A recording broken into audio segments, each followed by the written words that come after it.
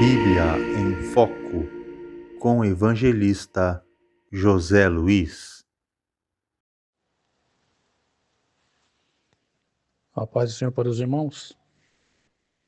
Venho por meio desse áudio transmitir aqui uma palavra de Deus na parte da tarde, que se encontra no livro de Atos dos Apóstolos, capítulo de número 2, aonde está escrito: E de repente veio do céu um vento impetuoso e veemente, e encheu a casa onde eles estavam, né? E veio sobre ele línguas como que de fogo, e repousaram sobre eles. Aqui, irmãos, é a descida do Espírito Santo, como Jesus havia prometido. É a festa do Pentecoste, ou seja, o dia do Pentecoste, que é o final, né? O fim do tempo pascual e o nascimento da igreja. Então aqui o Espírito de Deus desce sobre os discípulos, né? Todos que ali estavam reunidos. Então o tema dessa palavra nessa tarde é a dinâmica do Espírito. O que é dinâmica, né? Aqui se trata de um movimento, de uma ação do Espírito Santo, né? De uma força motriz do Espírito Santo, o movimento, a ação, né? É a dinâmica do Espírito, como ele trabalha na vida das pessoas, divulgando o Evangelho, como ele opera, como ele se manifesta. Então aqui a manifestação do Espírito Santo após a Páscoa, no 50º dia, que a gente chama de Pentecoste, aconteceu com certeza num domingo, né? E eu quero dizer para os irmãos que o Espírito de Deus continua agindo, a sua ação continua. Louvado seja o nome do Senhor. Atos dos Apóstolos. Por que Atos? Esse livro recebe esse nome, né, a qual nós lemos lá em Atos, porque nos tempos antigos, na era da igreja, ou seja, nos tempos, né, antigos da igreja primitiva, para aquele meio ali, a literatura dava o nome das escrituras, né, aplicando a personagens. Então era os atos dos personagens que acontecia, por exemplo, Atos dos Apóstolos, né, os personagens. Atos significava um escrito de alguém, né, de um personagem, né? A ação de alguém, de um personagem. Então, esse nome foi aplicado em 150 depois de Cristo, no mundo cristão, como Atos dos Apóstolos, né? Então, esse livro recebe esse nome no que diz respeito a personagem. Nos apócrifos existe Atos de Pedro, Atos de Barnabé, Atos, né, de outros livros que não são canônicos. Então aqui é Atos dos Apóstolos, ou seja, ação do Espírito Santo na vida dos apóstolos, é o significado desse livro. Então, como que o Espírito Santo de Deus trabalha? No Antigo Testamento ele está em ação de forma específica. Lá no livro do Gênesis, ele está em ação sobre a face do abismo, né? Ele está pairando sobre a face do abismo. Ou seja, ele movia sobre a face do abismo. Ele se movia, é o merachef, né, no hebraico. E o espírito aí seria ruach no hebraico. Então, lá ele já vem trabalhando a ação do Espírito Santo ali, logo no início das Escrituras Sagradas. E de forma específica ele vai atuando. A sua ação antigamente no Antigo Testamento era sobre reis, profetas e artesão. Sobre reis, por exemplo, Saul, Davi.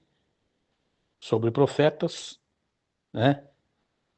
Elias, Eliseu e outros demais profetas.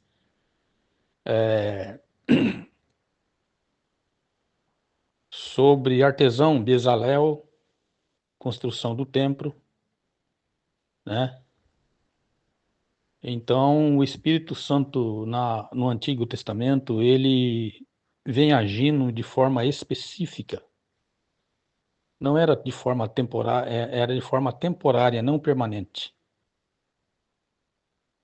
E o Espírito de Deus se apossou de Davi, se apoderou de Saul, de Sansão e por aí vai. Mas quando chega no Novo Testamento, ele agora vai agir em massa. Ele vem em massa. É o Consolador, o substituto, o Paráclito, o pneuma, no grego ali, né? Espírito Santo, Espírito no grego é pneuma. A pneumatologia estuda sobre o Espírito Santo, a doutrina do Espírito Santo. A paractologia vai estudar sobre o Espírito Santo. E o Espírito Santo, quem ele é? Como ele age? Né? Então, ali no Novo Testamento, o Espírito Santo vem em massa sobre a igreja, né? No início da igreja primitiva ali, a era da igreja. Louvado seja o nome do Senhor. Então, queridos irmãos, o Espírito Santo continua trabalhando. É ele que convence o homem do pecado, da justiça e do juízo. É ele que detém. Por que muitas coisas ainda não ocorreram? Porque o Espírito Santo está detendo. O apóstolo diz que ele detém. Louvado seja o nome do Senhor. Então, o Espírito Santo de Deus continua trabalhando, né? O Espírito Santo de Deus continua agindo, continua operando. Lá no livro de Atos dos Apóstolos, no contexto, capítulo 8, o Espírito Santo de Deus vai transportar Filipe, após ele explicar para o eunuco etíope as escrituras do profeta Isaías ali, a qual ele não entendia, é após o batismo. O Espírito Santo vai transportar, ou seja, um teletransporte vai acontecer ali na vida de Filipe, que ele vai se encontrar agora em Azoto. E ali ele começa a evangelizar muitas cidades. Olha aí o Espírito Santo trabalhando aí, ó. Acontece ali algo extraordinário, um teletransporte, um sobrenatural, né? O Espírito de Deus continua operando. Louvado seja o nome do Senhor. Agora, como que ele age? Qual a sua ação? A dinâmica do Espírito é essa: é espalhar o Evangelho, é convencer o homem do pecado, da justiça e do juízo, é manifestar. Haja vista que todos entendesse o versículo: enchei-vos do Espírito, né? Não vos embriagueis com vinho em que há contenda, mas enchei-vos do Espírito. Então, o vinho ele provoca embriaguez, a pessoa fica ébria, né? Ela perde a noção, ela perde a direção, a coordenação motora, fica vulnerável. Mas ser cheio do Espírito Santo é diferente. A pessoa não perde a coordenação motora, ela não perde o sentido, ela está sóbria, ela está, né, atenta, ela está consciente, ela tem uma visão nítida, ela não perde a direção, ela sempre trilha o caminho de Jesus, né? Agora, quem se embriaga do mundo, das coisas mundanas, ela está sujeita a ser uma presa fácil. O predador está solto, está na captura de ovelha perdida, né? Desgarrada do rebanho, doente, manquejando, né? Ficando para trás do grupo. Então o predador procura as presas que estão mais vulneráveis. Por quê? Porque ela está embriagada com o mundo, com as coisas passageiras, materialistas, né? Egoístas, né? Arrogância. Mas aqueles que estão cheios do Espírito Santo, eles trilham o caminho de Jesus, têm as características do Espírito. Não vive de aparência, a sua santidade é espiritual. Caráter, reputação, moral, se alimenta, né, do fruto do Espírito. A dinâmica do Espírito é essa, é transmitir mansidão, paz, longanimidade, paciência, temperança, resistência.